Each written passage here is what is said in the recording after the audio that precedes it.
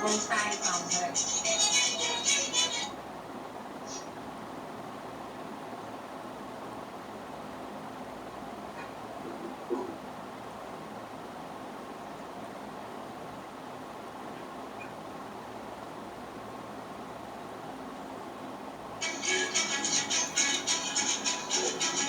Olá!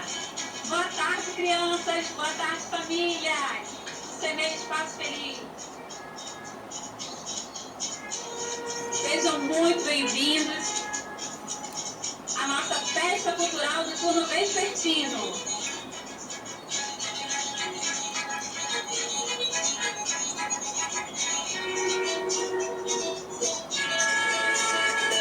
Teremos uma tarde de muito aprendizado, muita diversão também. Chama todo mundo. Chama a mamãe, papai, todo mundo aí para participar. Vim aprender com você.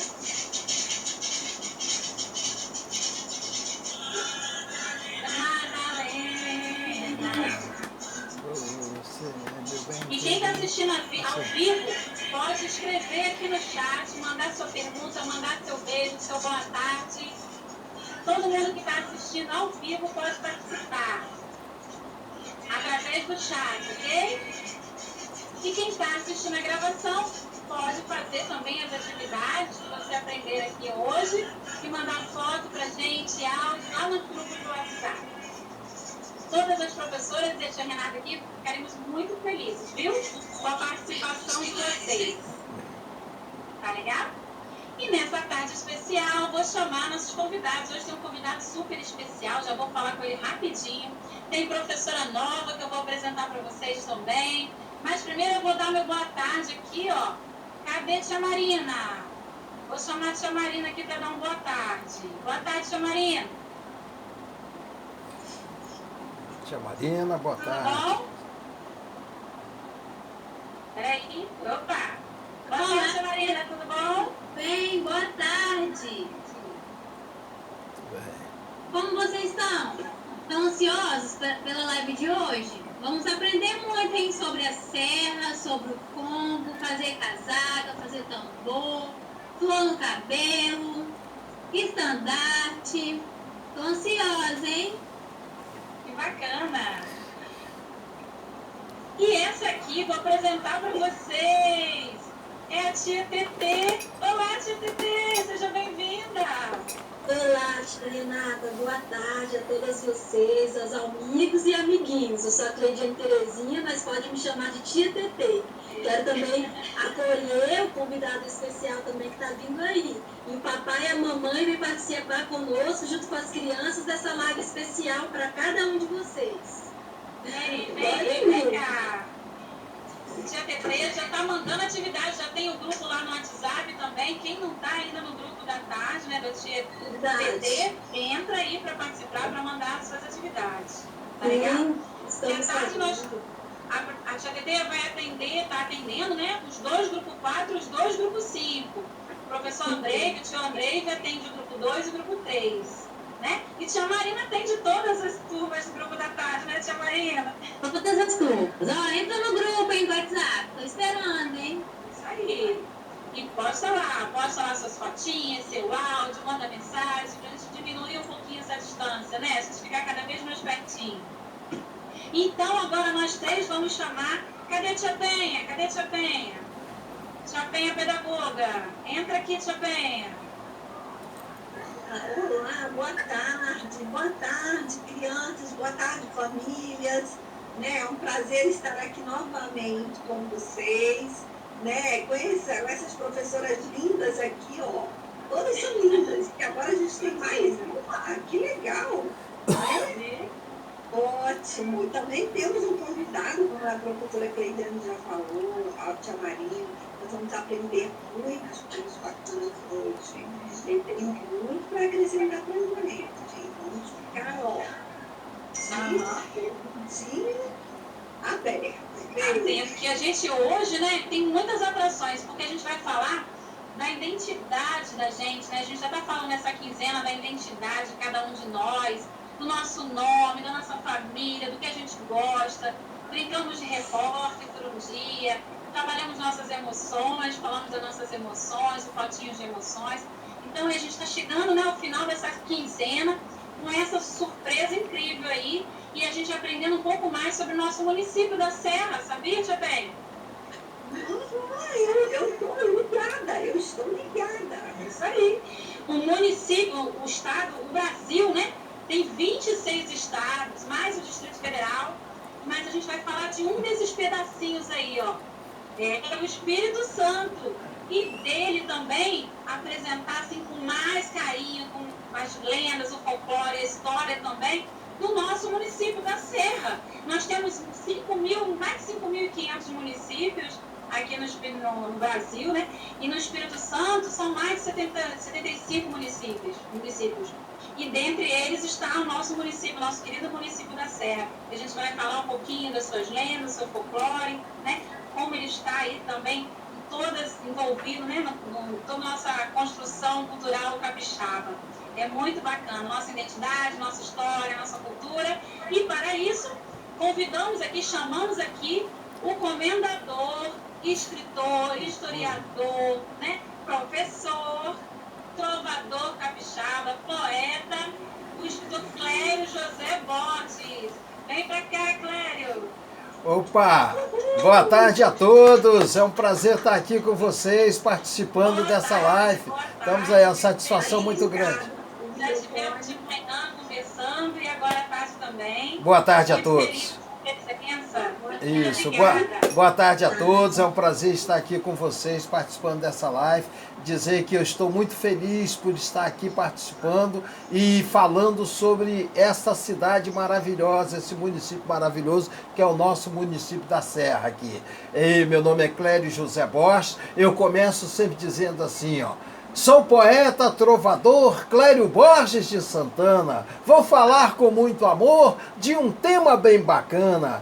Serra, tão bela cidade de um povo culto e gentil, terra da fraternidade, orgulho do meu Brasil. É isso aí, pessoal.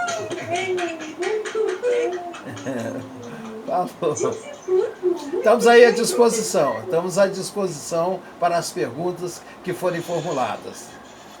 Que lindo. E a gente está falando da Serra, né? O professor falou da Serra. Esse nome Serra, né? É muito curiosa, porque quando a gente fala Serra, parece que a gente está num lugar muito alto e meio frio, né? E aqui não, aqui tem praia, aqui é muito calor. Eu estou aqui com o ventilador ligado, muito calor.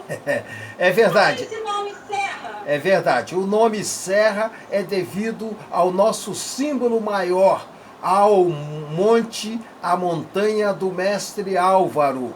A montanha do Mestre Álvaro, que no seu cume, no seu alto, tem vários pontões. Esses vários pontões lembram justamente aquele acidente geográfico chamado Serra. Aquele acidente geográfico que lembra muito aquele aparelho que é usado pelos carpinteiros para serrar a madeira, a serra, não é isso? Então, devido a esses pontões, essa montanha do Mestre Álvaro, que é também uma serra, porque tem vários morros, vários pontões na parte superior, e isso então leva a esse povoamento que surgiu ali entre o rio Santa Maria da Vitória e justamente a montanha do Mestre Álvaro, leva a ser chamado de Serra. Serra em razão desta montanha muito alta que tem 833 metros de altura. E essa montanha, ela é chamada Mestre Álvaro. Mestre significa aquele comandante, chefe de um navio, aquele comandante que comanda o navio. E foi em razão de um comandante, um capitão de navio chamado Álvaro, que é Álvaro da Costa, filho do segundo governador-geral do Brasil, Dom Duarte da Costa. Então, Álvaro da Costa, ele esteve aqui na região do Espírito Santo e era muito querido pelos portugueses e, inclusive, pelo padre jesuíta fundador da Serra, Braz Lourenço, porque foi quando eles vieram de Portugal, o Braz Lourenço foi inclusive confessor dele, era o padre que confessava ele. Então, em razão disso, quando o Dom Duarte da Costa veio a morrer, aí o Braz Lourenço resolveu denominar a montanha, prestar uma homenagem a esse mestre comandante do navio, Dom Duarte. Professor, eu fico Fala, pois não. porque algumas pessoas chamam de Alvo, mestre Alvo. Por que a mestre Álvaro? Se é Álvaro, muitas, é o nome de uma pessoa? O nome Álvaro é em razão do comandante chefe de uma esquadra, de um navio, chamado Álvaro da Costa. Álvaro da Costa. Agora, essa montanha também já foi chamada de montanha do mestre Alvo, montanha do Alvo. Por quê? Porque quando os pescadores estão em alto mar, eles ao olharem para a montanha, eles veem a montanha de uma forma embranquiçada, branca, na cor branca. Então é como se fosse alguma coisa alvo, né? Clara, então branca. Então, em razão disso, muitos denominam também mestre-alvo, para justamente caracterizar essa montanha. Como se ele fosse bem branquinho, né? Porque quem está a uns 200, 300 quilômetros de distância da terra, em alto mar, os pescadores quando estão pescando lá em alto mar, eles olham e veem aquela montanha branca, então é chamada mestre-alvo também, mas registrado através de lei estadual, está denominado mestre Álvaro em razão justamente do filho do segundo governador-geral do Brasil, Dom Duarte da Costa, o mestre Álvaro, que era comandante, chefe de navios, certo? Que bacana. É isso aí. Vocês sabiam dessa história, meninas? Sabiam dessa história? Será que nossas crianças sabiam? Comenta aqui no chat se vocês conheciam essa história. Por que nosso município se chama Serra, né? Isso. E tem muita gente que fala município da Serra, município de Serra.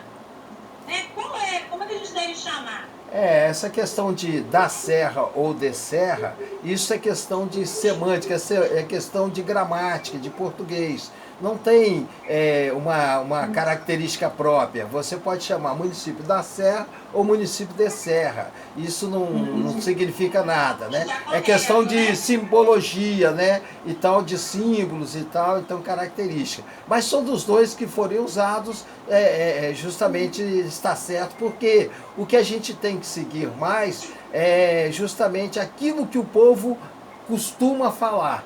Então é o costume do povo. E o povo já está acostumado a falar município da Serra, né? Município da Serra, então estão acostumados a falar município da Serra. Me conta também, professor, me conta, porque eu estou sabendo, né? Fiquei sabendo que os primeiros habitantes aqui da Serra, as primeiras pessoas que vieram morar aqui na Serra, né? Que fundaram, que criaram aqui o nosso município, eles vieram lá do Rio de Janeiro e eles eram índios. Vieram lá do Rio de Janeiro, igual Tia Penha, igual a mim. Isso, a maioria das cidades tem uma característica própria. Ou elas começam através de uma colonização iniciada pelos portugueses, ou elas se desenvolvem através de algum agrupamento indígena que existia no local. O que acontece é o seguinte, em 23 de maio de 1535, os portugueses chegaram aqui no Espírito Santo e aportaram ali em Vila Velha. Vasco Fernandes Coutinho foi o português, veio aqui colonizar essa região que ele tinha recebido lá como doação do rei de Portugal. E aqui começou a movimentar a sua colônia, o seu povoamento na região de Vila Velha, ali na prainha em Vila Velha, onde tem até uma igrejinha lá, a Igrejinha Nossa Senhora do Rosário. Muito bem. Isso, Canela Verde também. Canela Verde também, porque tem uma característica própria. Quando os portugueses chegavam, eles tinham que caminhar pela água do mar e lá na água do mar tinha muitas algas verdes, né? E essas algas chegavam a ficar na canela e os índios chamavam os canelas verdes, né? Agora, depois que chegou ali, aí Vasco Coutinho depois passou o comando da capitania para a ilha de Vitória e tudo mais. Aí, em 1555, aconteceu o seguinte: lá no Rio de Janeiro, existia uma tribo indígena chamada os Tememinós, que habitavam na ilha de Paranapuã. Paranapuã é uma palavra na língua dos índios, certo? Que significa seio do mar. Seio do mar, porque a ilha está mais ou menos localizada no meio do mar ali, na Baía de Guanabara, né? Essa ilha, a ilha de Paranapuã, hoje é chamada de Ilha do Governador. Muito bem, lá nessa ilha existiam os índios Tememinós de Maracajaguaçu. Maracajá, um gato bravo, Açu significa grande. Então, gato bravo grande. Esse chefe indígena, ele tinha ali uma quantidade muito grande de índio, de cerca de 4.000 índios dentro da Ilha do Governador, essa ilha de Paranapuã. Ele é, inclusive, pai do famoso índio Araribóia. Muito bem, só que ali o Maracajaguaçu e suas famílias, sua tribo, sua gente, eles lutavam contra os tamoios que viviam no litoral. E eles ali na ilha eram 4.000. E lá no litoral era mais de 10.000 índios tamoios.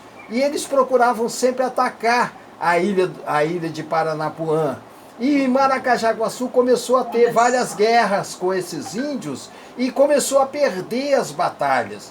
Então ele soube que aqui no Espírito Santo tinha um dirigente, aquele que administrava o Espírito Santo, que era Vasco Fernandes Coutinho, e ele mandou um pedido de asilo, um pedido de socorro. Mandou um dos filhos para cá, o filho veio aqui, conversou com Vasco Coutinho. Vasco Coutinho estava precisando de índios aqui para defender aqui a região de Vitória, a região de Vila Velha, que era costumeiramente atacada por piratas, por uma série de invasores, inclusive índios bravos que vinham também lá da região de Aimoreste, Colatina, os botocudos. Então, Vasco Coutinho de imediato falou: não, eu vou precisar desses índios aqui. Aí mandou 4 navios, 4 embarcações lá no Rio de Janeiro.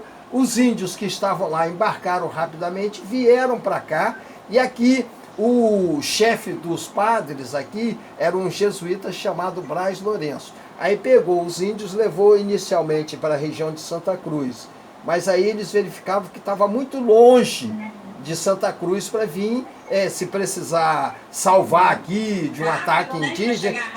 Então aí eles voltaram e os índios ficaram entre o rio Santa Maria da Vitória e o Morro do Mestre Álvaro. Ali foi montada a primeira aldeia indígena dos índios Tememinós, chefiado por Maracajaguaçu, pai de Araribóia. E ali começaram os índios a atuação. Dia 8 de dezembro de 1556, esse padre celebrou uma missa ali na aldeia indígena, na aldeia de Maracajaguaçu, e foi dado como sendo a data de fundação do povoado da região aqui da Serra.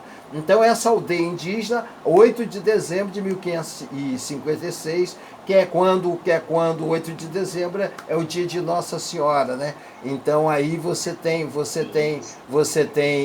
uma festa solene que foi feita, né? E em razão disso os índios iniciaram ali a aldeia indígena e tal. Aí até 1562, quando chegou em 1562, houve uma epidemia de varíola. Igual agora, como está tendo a pandemia, esse negócio todo mundo ficando doente, então a maioria do pessoal doente, né? Então o que acontece? Aí houve também, só que era varíola, que dá um monte de feridas na pele, no corpo todo, e a pessoa acaba morrendo também. Então começaram a morrer muitos índios na aldeia indígena, aí eles resolveram transferir, saíram daquela região entre o rio Santa Maria da Vitória e a Montanha do Mestre Alvo e passaram para o outro lado do morro em 1562, e lá do outro lado do morro eles construíram novamente a aldeia indígena e lá começou o povoado. Aí os portugueses foram chegando, os negros foram chegando também para ajudar, aí foram formando aquele povoado, a aldeia indígena com várias casas de portugueses, das pessoas que estavam chegando ali naquele local. Aí começou o povoado da serra do outro lado do Morro do Mestre Alvo, porque quando os índios que estavam com aquele problema da varíola resolveram mudar, eles imaginavam no imaginário popular que indo do outro lado do morro a doença não os pegaria, não iria também. Então foi até que certo o que aconteceu, porque quando eles se mudaram para o outro lado do morro, então a doença acabou. Mas a doença da varíola era tão brava que as roupas todas tinham que ser queimadas e tudo, as pessoas, os índios morriam à vontade, então tinha que ter esses cuidados todos. Igual hoje, que a gente tem esses cuidados todos, tem que lavar as mãos também, né? Tem que botar máscara e tudo mais. Né? Então a história está sempre se repetindo com algum momento, né? Então justamente isso. Aí, hein? Isso, inicialmente só a aldeia indígena, posteriormente foi aumentando o povoado com a participação da chegada dos brancos, depois dos negros, que foram formando, os brancos foram se misturando com as índias, começando a namorar, aí tendo os filhinhos, tudo, né? Então foi aumentando o povoado ali na região do Mestre Álvaro, ali na região da Serra, a colonização da Serra. Agora, o importante destacar é que os fundadores da Serra, Maracajaguaçu, o chefe indígena, pai de Araribóia, e o Braz Lourenço, que é o padre jesuíta que organizou esse povoado, que passou a ser o nosso município da Serra, né? Então, onde é a sede, professor? Hein? Onde onde está agora a sede do município da Serra. É ali que foi iniciado a colonização através desse povoamento indígena. Esses índios aqui do Espírito Santo, eles ficaram muito famosos, ficaram tão famosos que depois, mais tarde, os franceses invadiram o Rio de Janeiro. Aí o pessoal, os portugueses pediram socorro. Precisamos de gente aqui para ajudar, vamos tirar esses franceses daqui, senão isso tudo aqui vai todo mundo falar francês aqui agora. Então, aí o que acontece? Aí os índios daqui foram levados para lá e um desses, Maracajaguaçu, já estava idoso, mandou o filho dele, Araribóia. Araribóia foi para lá, chegou lá, venceu várias batalhas. Teve um momento em que precisava de um depósito de arma, de arma de fogo, de uma série de coisas. Aí o Araribóia teve que subir uma pedra enorme, certo? Com uma tocha segurando nos dentes, para chegar lá e explodir aquele paiol, aquele depósito de armas de fogo, né? Então vocês veem que Araribóia tornou-se um verdadeiro herói. E aí teve um momento... Ele era serrano, Araribóia, então era serrano? Não, Araribóia não. Araribóia era filho de Maracajaguaçu e nasceu na ilha de Paranapuã, no Rio de Janeiro. Veio para cá e depois voltou lá para o Rio para poder ajudar contra os franceses. E lá ele veio a salvar, quando que estava se afogando, o governador. Então aí, como ele salvou o governador que estava afogando, aí o rei de Portugal deu a ele uma série de coisas, roupas especiais, aí falou assim, você vai ter umas terras, Aí deu para Araribóia um punhado de terras lá, uma região enorme, chamada hoje Niterói. Então Araribóia é o fundador de Niterói, não é isso? Então ganhou essas porções de terra pelo fato de ter salvo o governador que estava morrendo afogado. É isso aí, mais ou menos a história. Essa história é uma historinha interessante para vocês saberem que tinha até uma estátua de Araribóia ali na Avenida Beira-Mar, né, uma estátua de Araribóia referente a essa passagem desse grande indígena, né, Araribóia, aqui pela região. Aqui, a aldeia de Araribóia, inclusive, ele chegou a fundar uma aldeia indígena ali na capela de São João Batista de Carapina. Ali no final de Carapina, chamado Carapina Grande, tem até uma igrejinha lá, da época dos jesuítas, e é justamente essa igreja originária da época justamente de Araribóia, da região de 1562 por aí. 1562. Você sabia disso, Penha? Tia Penha sabia? Você morou lá? Vocês conhecem? Ali em Carapina? Eu nasci em Niterói, né? Eu nasci em Niterói. Mas Niterói, você sabe que Araribóia é fundador de Niterói, né? Tem a estátua enorme dele lá nas barcas, lá, né? Nós não sabíamos dessa história toda.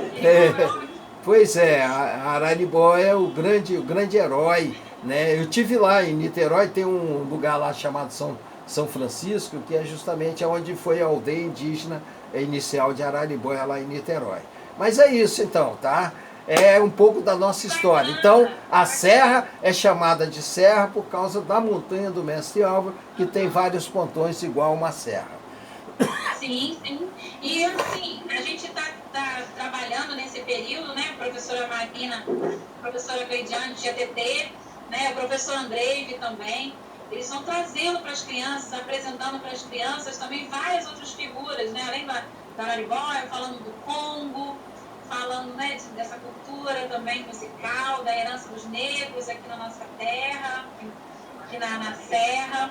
E também falando com eles de Chico Prego também, né? Chico Prego, grande Chico Prego, é verdade. Chico Prego também, da figura do Chico Prego, tem a estátua lá, eles fizeram papel machê, né? Fizeram modelagem também, fazendo a escultura, que nem o artista Tucci, né?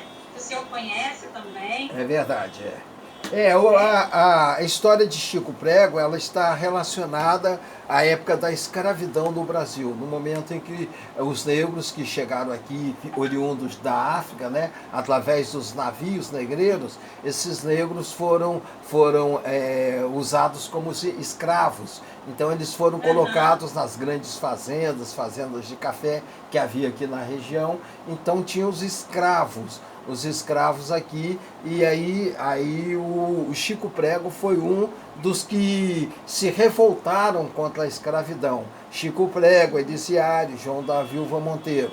E como Chico Prego participou de uma revolta chamada Revolta dos Negros Escravos, do Queimado, do distrito do Queimado. Então é justamente o Chico Prego é exaltado, inclusive, com uma estátua lá na Serra Sede, né? Essa estátua que tem mais de 3 metros de altura, e foi feita pelo artista plástico Tucci, Genésio Jacob, conhecido como Tucci. Tucci, ele inclusive é artesão, faz casacas, faz os bonecos de um carnaval e tudo mais. Tucci é um grande artista aqui da Serra. Ele, como o Mestre Domingos e tudo, fazem as casacas também aqui na Serra. Mas é isso. Não, agora eu quero saber da tia Tetê. Tia Tetê, tia Marina também, eu quero saber de vocês. Como é que foi essa história? Como é que chegou o Congo aqui? Como é que aconteceu isso? Conta pra gente aí, tia Marina. Oi. Então, Renata, você sabe como que o Congo chegou aqui no Espírito Santo? Então, conta pra gente. Quem sabe, coloca aqui no chat. Quero ver se as crianças estão sabendo, hein? Então, como é que chegou? Vou contar a historinha breve, tá bom? Há muitos anos atrás, um navio saiu da África com vários escravos e veio em direção ao Brasil. Mas esse navio, também chamado de Palermo, afundou.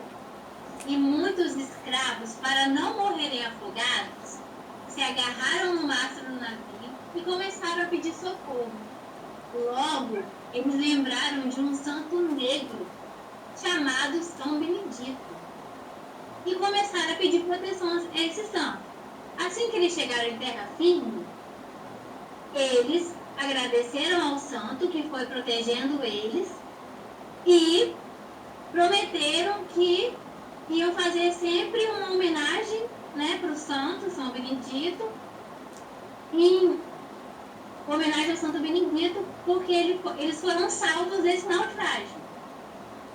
Aí teve a dança, a música, os instrumentos. E eu vi que tia Tetê, né, tia Tetê, conta aí pra mim. Você tá aí com tambor? Tem no combo tambor? Tem. Esse combo aqui a gente vai mostrar, né, para as crianças um dos instrumentos que os escravos tocavam junto com os indígenas. Olha que bacana! E eu vi também lá no grupo que a tia Marina colocou, né, tia Marina? Mostrou pra gente como é que faz uma casaca. Fiz uma casaca reciclável para as crianças poderem emitir um som parecido com o que é da casaca original. Porque a da casaca original é de madeira, tem um pescoço, uma cabeça. A gente trabalhou com materiais que a gente tem em casa. Sim. Que estranho, isso eu tenho que perguntar pro professor. Por que a casaca tem cabeça, professor? Tem uma cabeça na casaca? Por que isso?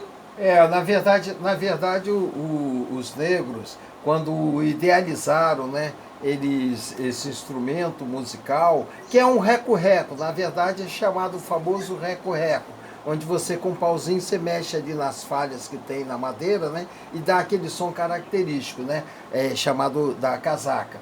Então eles inventaram, fizeram uma coisa diferente, botaram com a cabeça esculpida e com um pescoço. Porque eles, como eles sofriam muito, eram negros que sofriam muito, estavam muito sofridos, e eles tinham raiva do chefe, dos patrões dele. Eles tinham raiva dos patrões, então eles pegavam, seguravam naquele pescoço, apertava com força ali mesmo e começava a cantar, a dançar, a usar o reco-reco como uma forma de um instrumento musical para dar o ritmo para que eles pudessem dançar e pudessem cantar. Então isso é chamado de casaca. Porque Dom Pedro II, quando esteve aqui, observou que aquele instrumento, inclusive o nome casaca, quem batizou foi Dom Pedro II. Dom Pedro II fez uma visita aqui no Espírito Santo e aí teve justamente na Serra oportunidade em que ele assistiu à apresentação da banda de Congo. Aí ele reparou que o desenho